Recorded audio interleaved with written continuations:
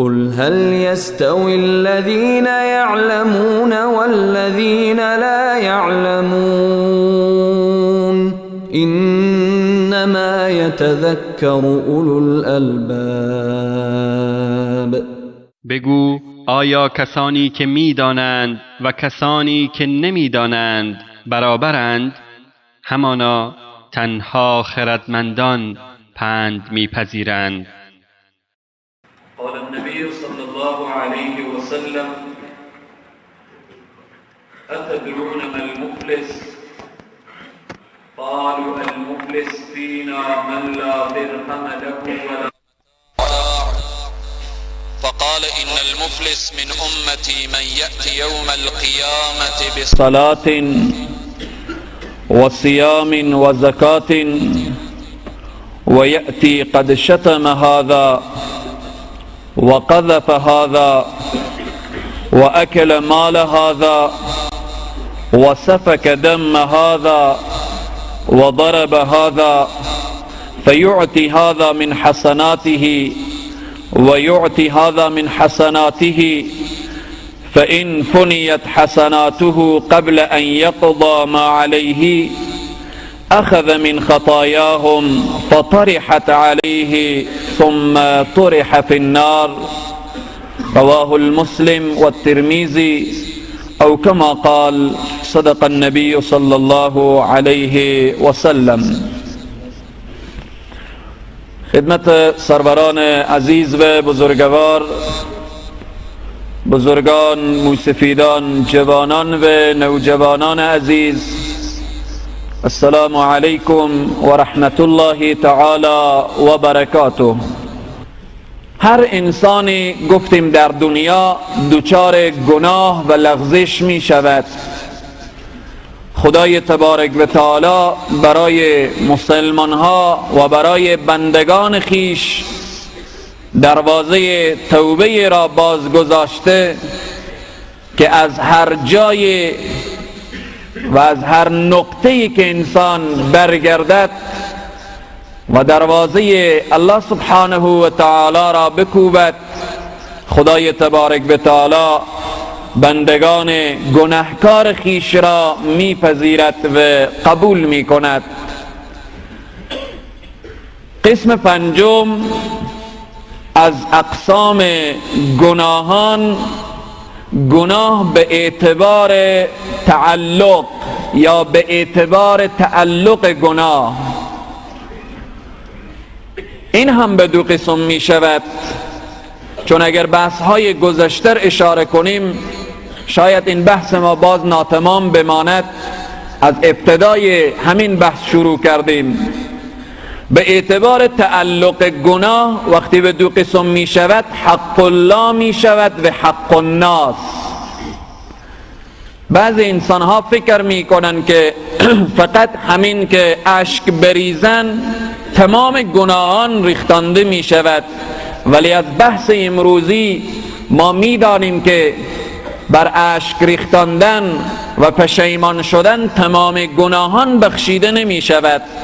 فقط گناهی بخشیده می شود که حق الله باشد، حقی که تعلق به ذات اقدس الهی داشته باشد. مسئله‌ای که به حق الله تعلق دارد مثل ترک نماز. انسان بی نماز و انسانی که نماز نخوانده و انسانی که در نماز سستی و غفلت کرده، این توبه می‌خواهد که در نیمه شب، در نیمه روز دستان خود را بلند کند و از الله آمرزش بخواهد و از الله طلب عفو بخواهد. اگر توبه کرد امید است که الله سبحانه و تعالی او را ببخشد. مسئله نوشیدن شراب، انسانی که شراب نوشیده حالا این نیاز به توبه دارد، توبهش همین هست که در نیمه شب و یا بعد از نمازها شروع کند به گریه و تضرع و ندامت و پشیمانی. مسئله بی‌حجابی، یک زن بی‌حجاب بوده و حالا میخواهد از بی‌حجابی خود توبه کند، میخواهد که با حجاب شود. حالا این نیاز دارد که گریه کند، نیاز دارد که پشیمان باشد پس اینها مسئله حق اللهی هست، حق خدای تبارک و تعالی هست، مسئله خالکوبی، مسئله چیدن ابرو، اینها مسائل است و غیره مسائلی که بیشتر بالاخره چون وقت و فرصت نیست که انسان توضیح بدهد، باز هم چند نمونه را اشاره کردیم. اینها مسئله حق الله هست که انسان بعد از نماز، بعد از بالاخره نماز تهجد، بعد از نماز اشراق و ضحی دستان خود را بلند می کند و توبه می کند.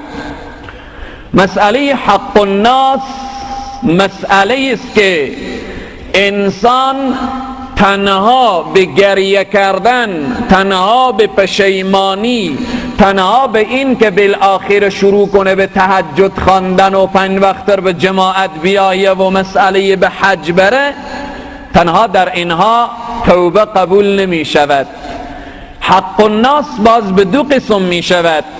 مسئله حق الناس اینه که انسان لازم و ضروریه که بره از طرف مقابل عفو و بخشش بخواهد.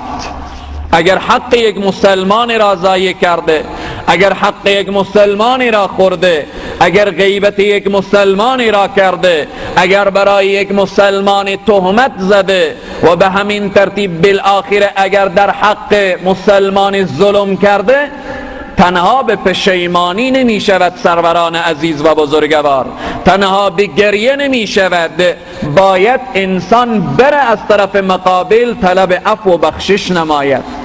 حالا حق الناس به 2 قسم می شود، چون بحث ما ارتباط به اقسام گناهان هست. اقسام گناهان، بعض انسان ها میگن خیر دروازه توبه باز توبه می کنیم، ولی باید بدانیم که توبه ما از کدام گناه پذیرفته می شود، چگونه گناهی باشد، آیا حق اللهی هست یا حق الناس. پس بناءً باید که ما متوجه باشیم در این قضیه که وقتی گناه کردیم متوجه باشیم که این گناه ما اگر حق اللهی بود به پیشگاه الله گریه کنیم، به پیشگاه الله بنالیم.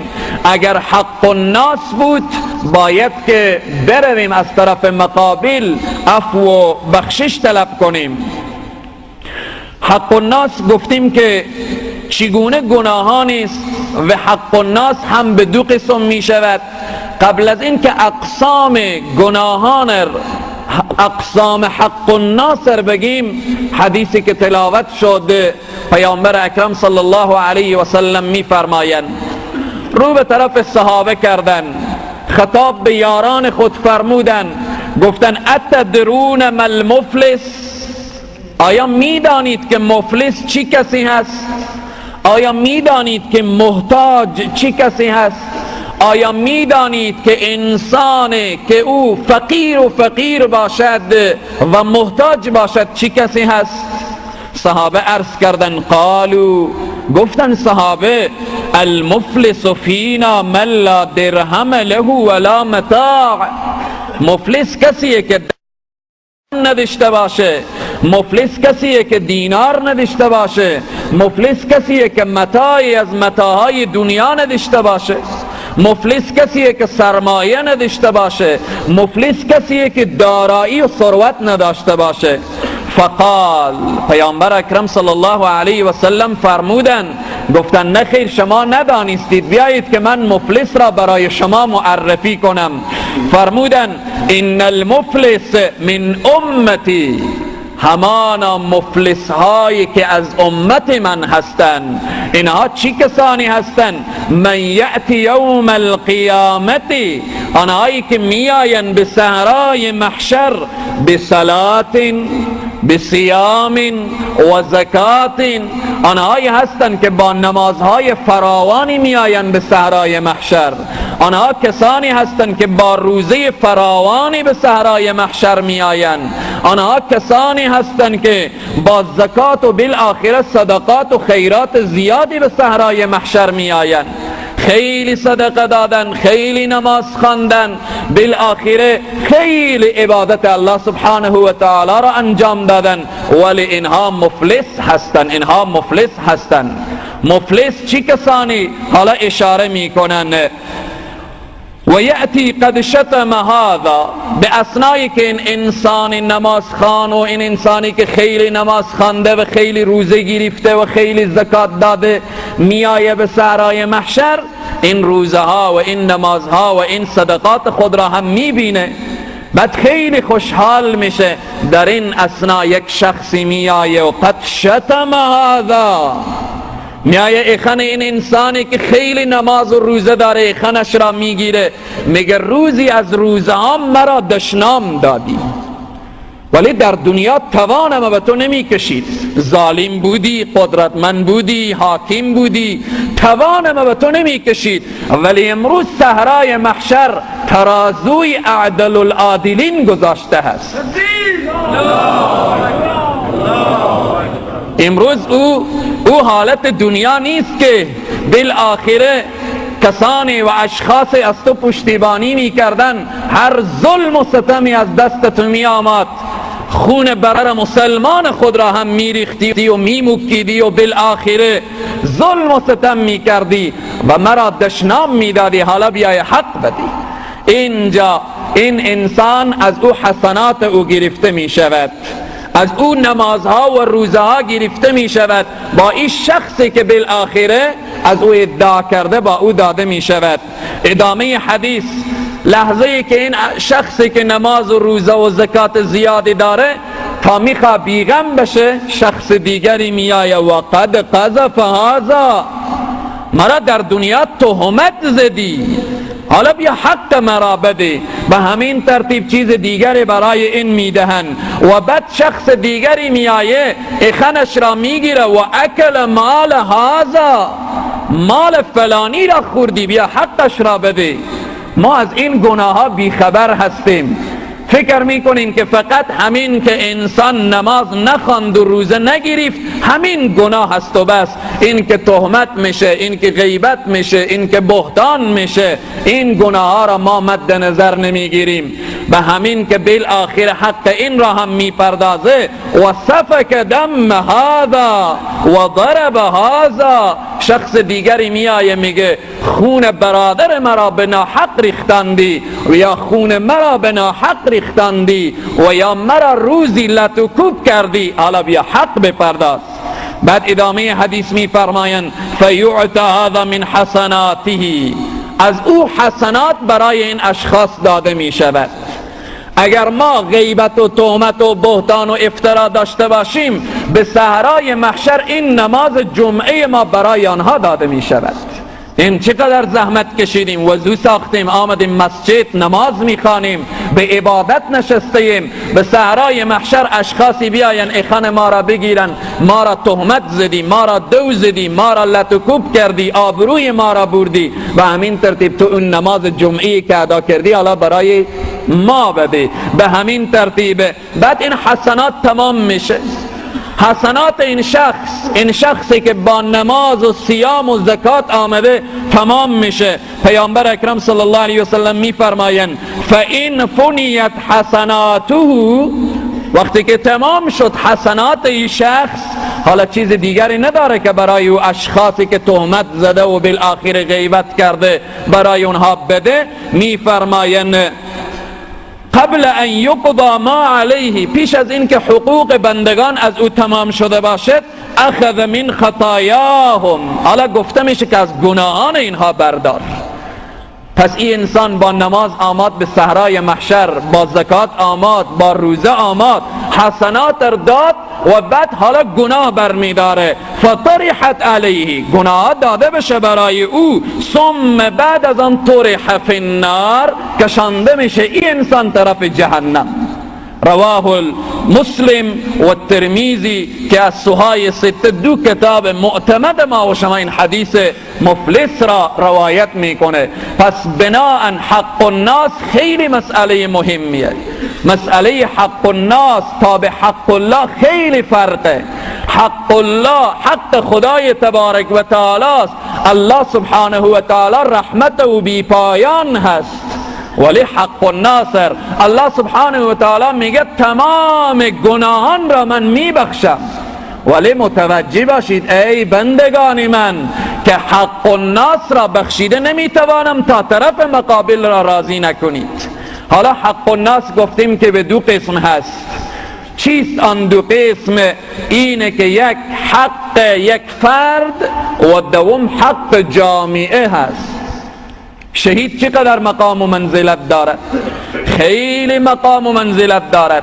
شهادت آنقدر ارزش داره به نزد الله سبحانه و تعالی که پیامبر اسلام از خدا آرزو میکنن، میگن یا الله آرزو دارم که در راه تو شهید شوم باز زنده شوم، شهید شوم باز زنده شوم، شهید شوم باز زنده شوم و در راه تو شهید شوم. تا 3 مرتبه رسول اکرم صلی الله علیه و سلم این دعا را کردن.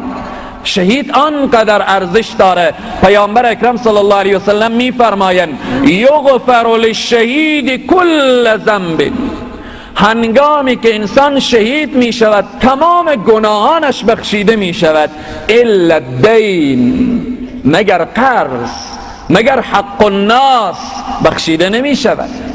حج چقدر مهمه و ارزش داره. رسول اکرم صلی الله علیه وسلم میفرمایند کسی که به حج بره رجع که یوم ولدته امه، مثل که از مادر تولد شده باشه. کسی که از عرفات پایین بشه و بگه من گناهکارم گناهکار می شود. ولی در روایات میاره که اگر انسان 70 مرتبه هم عرفات را درک کنه فقط گناهان حق اللهی بخشیده می شود. گناهان حق الناسی نه به عرفات بخشیده میشه، گناهان حق الناسی نه به جهاد بخشیده میشه، گناهان حق الناسی بالاخره نه به صیام و زکات و صدقه بخشیده میشه، مگر راه بخشیدن گناهان حق الناسی اینه که بریم از طرف مقابل بگیم برادر حق تو را خوردم مرا ببخش. اینه که بریم بگیم برادر غیبت تو را کردم، برای تو تهمت زدم مرا ببخش. شاید در دنیا خیلی سخت باشه که من برای شما بگم برادران مرا ببخشید، ولی عذاب آخرت خیلی سخت تره. مسلمان ها به صدر اسلام می آمدن می گفتن یا رسول الله صلی الله علیه وسلم ما چنین گناهی کردیم، توبه ما چیست، جزای ما چیست؟ آن داستانی که بارها و بارها شاید شما شنیده باشیم، زنی می آیه به محضر نبی مکرم اسلام صلی الله علیه وسلم که یا رسول الله من دوچار گناه شدم، من زنا کردم. رسول معظم اسلام روی خود را میگردانند که بلکه این پشیمان بشه. به همین ترتیب دوباره می آیه یا رسول الله من زنا کردم، سباره می آیه به همین ترتیب. بالاخره میگه که من از این اثر زنا نطفه دار شدم، اولاد دار شدم. میگم برو بالاخره تا اولادتو به دنیا بیایه، بلکه تا این 1 سال و 6 ماه و بالاخره پشیمان بشه. و به همین ترتیب شاید این ندانه الان این زن چقدر از عذاب الهی میترسد. میآیه وقت طفل به دنیا میآیه او را بر میداره میگه یا رسول الله این طفل به دنیا آمد، حدود الهی را بر سر من جاری کنید که من طاقت عذاب روز قیامت را ندارم. رسول معظم اسلام برای این زن میگن که این طفل را تو شیر میدی، هر زمانی که غذا را میخورده و هر زمانی که نان را میتوانست بخوره و غیر از شیر چیز دیگری را میتوانست، آن وقت بیا. این زن لحظه شماری میکند، به مجردی که این طفل نان را به دست میگیره که خورده میتوانه او را بر میداره. این زن میایه میگه یا رسول الله این طفل الان نان میخوره، حدود الهی را بر من جاری کن که من عذاب آخرت را طاقت ندارم. بعد رسول معظم اسلام دستور میدن که این زن سنگسار بشه. حضرت عمر رضی الله تعالی عنه و یا یک دیگر از صحابه وقتی که سنگسار میکردن، یک شخص بالاخره سنگ را زد، گفت لعنت به تو زن بدکاره. رسول خدا اشکان اینا ریخت، گفتن لعنت نکن که اگر توبه این زن بر تمام امت من تقسیم شود همه امت را الله میبخشد. این سبحان الله، ببینید چقدر از عذاب خدا میترسیدن. پس این مسئله حق الناس خیلی مهم است سروران عزیز و بزرگوار. مسئله حق الناس گفتیم یک مسئله که با یک فرد تعلق دارد او چگونه هست؟ اینه که انسان حق پدر را ادا نمی کند، از پدر معذرت خواهی می کند و به همین ترتیب انسان حق مادر را ادا نمی کند، بالاخره میره از اون معذرت خواهی می کنه. اینها حقوق فرد هست. دو نفر با هم دیگر معامله دارن، یک انسان حق برادر مسلمان خود را می خورد، این حق فرد هست، می تواند از او طرف مقابل معذرت خواهی بکند. یک نفر بالاخره حق کاکا، حق ماما، حق همسایه را ضایع می کند. به همین ترتیب این را میگن حقوق افراد، حق افراد، حق فرد. این یک حق الناس هست. این خیلی آسان هست. اگر همسایه آزاری کردیم میریم دروازه همسایه در میزنیم، برادر تا به حال نمیدانستم همسایه آزاری کردم، حالا مرا ببخش. به همین ترتیب پدر، مادر، کاکا، ماما، بالاخره یک دیگر، زن و شوهر، بالاخره اگر حقوق هم دیگر را تا الان رعایت نمی کردن می توانند برن بگن که بالاخره هم دیگر را ببخشند. پس این حقوق الناس شاخه حقوق یا حق فرد هست. حالا حق جامعه چیست؟ انسانهایی که دوچار گناه حق الناس شدن و او هم حق جامعه، این خیلی واقعا مشکل هست. حق جامعه چگونه هست؟ حق جامعه اینه که انسان پول را از بیت المال بیرون کند و بالاخره مصرف بیجا کند. امروز چقدر پول بیت المال حیف و میل می شود؟ امروز چقدر به نام اعمار مکتب، به نام اعمار سرکها، به نام اعمار بالاخره حفرهای چاها، به نام این که بازسازی و به نام پروژه های مختلف چقدر از بیت المال مسلمان ها پول بیرون می شود و حیف و میل می شود و به هوا و هوس خود مصرف می کنند. اینها حق و حقوق حق الناس و حق جامعه هست. خیلی جالب هست که بعض انسان ها فکر می کنند که این پول بیت المال را که خارجی می دهد، حالا این پولی که خارجی میده سروران عزیز و بزرگوار، این پول را اول به خاطر خدا نمیدهد. دوم مونده باید متوجه باشیم اگر یک افغانی به کشور ما و شما دنیا کمک میکند، روزی میآید که هر افغانی را از ما 100 افغانی میگیرند، از نسل این کشور و این وطن میگیرند. ولی او انسانهایی که این بیت المال را بالاخره به تاراج و بالاخره به حیف و میل و اینها میکشانند، اینها چگونه جواب میدهند؟ مثلا یک پروژه بالاخره میره، بالاخره این را به همین ترتیب این را اجاره میکنه به طوری که بعضی دوستا و اینها قصه میکنن به 20 میلیون دلار یک جای را سرک را اسفارت میکنه، 2 میلیون را مصرف میکنه، 18 میلیون دیگه کجا میشه؟ یا این که 5 میلیون یک بالاخره یک مؤسسه یک جای اجاره میکنه، به همین ترتیب 1 میلیون مصرف میکنه، 4 میلیون دیگر کجا میکنه؟ به این بیت المال فرد کشور، آن زنی که در آن مناطق دور افتاده ولایت بادغیس و دور افتاده ولایت غور و یا دور افتاده گوشه افغانستان، اینها به این پول بیت المال شریک هستند. اگر یک مسئول دولت همین مترهای دولتی را از آن اندازه او که بیشتر و بالاخره ضرورت نیست کل بیشتر بندازه و بیشتر بالاخره او را به مصرف برسانه، حق او پیرزنی که به گوشه افغانستان حق او را ضایع کرده است. پس این حق الناس هست، این حق جامعه هست. امروز که میبینیم چوکی های مختلف خرید و فروش میشه، اینها از برای چی هست؟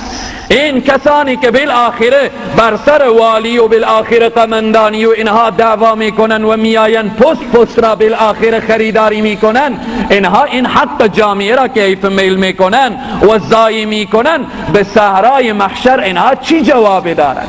اینا چی جواب میدن که مال بیت المال، مالی که به فرد انسان ها تعلق داره.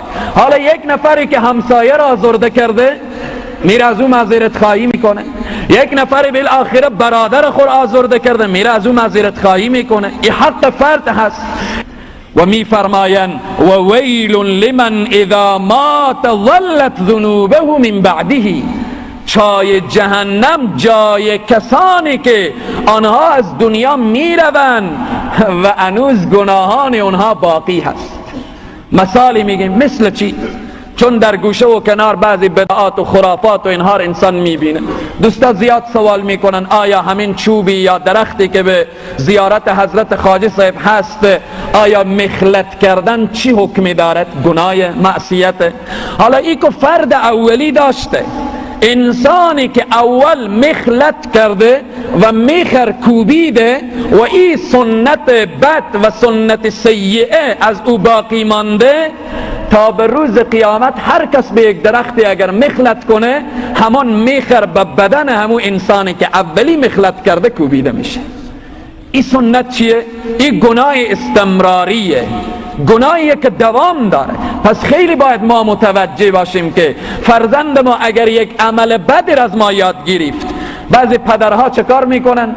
عوضی که فرزند خود تربیه کنن، میگه بابا برو ایرا سیگار بخر، پولر میده، میگه برو سیگار. خب بچه‌ای که بره به بابا سیگار بخره، اگه فردا معتاد شد این پدر گله نکنه، چون به بابا سیگار خریده، حتما خودش بالاخره فردا معتاد میشه. پس اگر نواسه و نبیره و بالاخره نفتک از او اگر از اثر همین که او را دنبال سیگار روان کرده معتاد شدن، خدا گناه را از همین شخص اولی پرسان میکنه. پس اولی گناه نکنیم. اگر گناهی از انسان سر میزنه، نگاه کنیم که این گناه استمرار نداشته باشه، این گناه بعد از سر انسان ختم بشه. حالا در دنیا هر انسانی که اول رشوت گرفته، یک انسانی که اول بوده که رشوت گرفته، هفته پیشتر یاد کردیم که اولین قتل فرزند آدم کرد. در دنیا هر چی قتل ناحق میشه به نامه اعمال قابیل هم نوشته میشه. حالا میگیم هر انسانی که اول رشوت گرفته، تا به روز قیامت هر کس که رشوت بگیره، همان قدر گناهی، همان قدر لعنتی که بر او رشوت دهنده و رشوت گیرنده و منجیره و گفته میشه، برای او شخص اولی هم میرسه. پس این سروران عزیز و بزرگوار، گناه اول نشه و اگر انسان دوچار گناه هم شد، متوجه باشه که گناهی حالت استمرار و دوام نداشته باشه. ششم، قسم ششم به اعتبار استمرار و عدم استمرار. قسم هفتم، چون وقت ما رو به اتمام هست، به اعتبار درجات گناه. گناه درجه داره سروران عزیز و بزرگوار. اتنیه که هر کس هر گناهی که انجام بده یک قسم عذاب باشه. این هم به دو قسم میشه، گناهان صغیره و گناهان کبیره هست. گناهان صغیره پیامبر اکرم صلی الله علیه و سلم میفرمایند انسانی که دوچار گناه صغیره شد، انسانی که دوچار گناه صغیره شد، گناهان صغیره با نمازهای 5 وقت، با جمعه، از این جمعه به این جمعه و از این رمضان به این رمضان، الله سبحانه و تعالی گناهان صغیره را میبخشد. پیامبر اکرم صلی الله علیه و سلم مثال زدن، گفتن آیا به دروازه خانه کسی یک چشمه آبی باشه، شبانه روز 5 مرتبه این انسان غسل کنه و وضو سازه، آیا به دست و پایش چرک میمانه؟ صحابه گفتن نه یا رسول الله. گفتن هر انسانی که 5 وقت نماز را ادا کنه، این انسان هیچ گناه صغیره به وجودش نمیمانه. در حدیث دیگر پیامبر اکرم صلی الله علیه و سلم میفرمایند ایاکم و محقرات الذنوب، متوجه باشید از گناهان کوچک پرهیز کنید. زمانی که یک جای یک آتش روشن میشه، یک آتش عظیم و بزرگی، این از ابتدا آتش عظیم و بزرگ بوده؟ نه، اول یک گوگیرد خورده، یک آتش کوچک آمده، بالاخره آتش عظیم و بزرگ ساخته. رسول معظم اسلام میفرمایند ایاکم و محقرات الذنوب، بترسید از گناهان کوچک. اگر گناه به نزد انسان کوچک شمرده شده، او انسان آهسته آهسته بالاخره بزرگ می شود و به گناه کبیره کشانده می شود. پس بناهن رسول معظم اسلام ما را متوجه می سازند که ای امتیان من، از گناهان صغیره هم پرهیز کنید تا جایی که توان دارید، و او چیزی که از توان انسان نیست، امید که با این نمازهای 5 وقت و با این نماز جمعه و با روزه ماه مبارک رمضان الله سبحانه و تعالی ببخشد. در حدیث دیگری پیامبر اکرم صلی الله علیه و سلم می فرمایند لا صغیرة مع الاصرار، لا صغیرة مع الاصرار ولا کبیرة مع الاستغفار. گناه صغیره اگر انسان اصرار نکنه، یعنی همیشه انجام نده، گناه صغیره باقی نمیمانه. به خاطر چی؟ با مجرد که انسان نماز پیشین یا ظهر جمعه بالاخره ما و شما ادا میکنیم تا نماز عصر، اگر انسان گناه صغیره کرد نماز عصر او را محو میکنه. نماز شام گناهان بین عصر و شام را محو میکنه. به همین ترتیب به شرطی که در گناه صغیره اصرار نباشه، مداومت نباشه. میفرمایند ولا کبیرة مع الاستغفار. اگر ماییم که گناه کبیره به وجود انسان نمانه، استغفار کنه، توبه کنه، تضرع داشته باشه. اگر حق الله بود پیشگاه الله بناله، اگر حق الناس بود بره از طرف مقابل معذرت خواهی بکنه. بعضی از انسان ها سوال میکنن، این حدیث بعدی سوال را جواب میده، میفرمایند که آیا ما مؤمنیم؟ نکنه خدای نخواسته ما منافق باشیم. به همین ترتیب چندین مرتبه ای سوال شده. انسان خود از او میتوانه نگاه کنه که مسلمان و مؤمن واقعی هست یا منافق هست. این حدیث پیامبر اکرم صلی الله علیه و سلم مشخص میکنه مؤمن کینه، منافق کینه. میفرمایند المؤمن یرا ذنبه کالجبل فوقه یخاف ان یقع علیه. این انسان مؤمن هست. رسول الله میفرمایند انسان مؤمن وقتی که گناه میکنه، گناهش را ایت احساس میکنه که یک کوه بلند سرش قرار داره، لحظه به لحظه این کوه بالا سرش بالاخره به سرش پایین میآید، آنقدر پریشانه. وقتی انسان مؤمن گناه کنه، گناه خود را به منزله یک کوه فکر میکنه که بلند سرش یک کوه قرار داره و بالا سرش بالاخره به سرش پایین می آید. انسان منافق والمنافق یرا ذنبه كذباب مر على انفه فاطاره او کما قال. انسان منافق وقتی گناه میکنه چنان بی‌تفاوته که احساس میکنه مثل این که یک مگس بالی بینی از او بنشینه مگس رم بده. به همین ترتیب حالا اگر انسان گناه کرد، بالا سر خو یک کوه عظیمی فکر کرد که بالای او تمی آیه، انسان مؤمن هست. اگر انسانی در مقابل گناه و معصیت بی‌تفاوت بود، بی‌تفاوت عادی، انسان چیه؟ انسان منافق هست. بعضی از انسان ها چی میگن؟ ما هر چی فیلم و مبتذل نگاه میکنیم اصلا احساس نداریم. تو منافق شدی که احساس نداری. دلت سیاه شده، آینه که یک بار سیاه شد دیگه چهره نشان نمیده. حالا این قلبی که سیاه شد دیگه برای از احساسی نیه. رسول الله میفرمایند انسان مؤمن زمانی که منکر را میبینه، زمانی که گناه و معصیت را میبینه، موها به بدنش تیخ میشه. این انسان مؤمن هست. مسلمان نباید بی تفاوت باشه، مسلمان نباید بی احساس باشه، مسلمان نباید بگه که من اصلا احساس نمی کنم. نباید احساس داشته باشه انسان. خدای تبارک و تعالی برای همه ما توفیق بده تا اینکه این اقسام گناهانی که بیان شد متوجه باشیم، گناهان صغیره و کبیره را بشناسیم. گناهان کبیره چیست؟ در قرآن و در روایات آمده. بزرگترین گناهان کبیره عبارت از شرک، سحر و جادو، قتل به ناحق، بالآخر خوردن سود، خوردن مال یتیم، فرار کردن از صحنه جهاد، تهمت زدن زنان پاک دامن، شراب نوشی، زنا، دزدی، قمار، غیره و غیره که در روایات و احادیث آمده، اینها گناهان کبیره هست.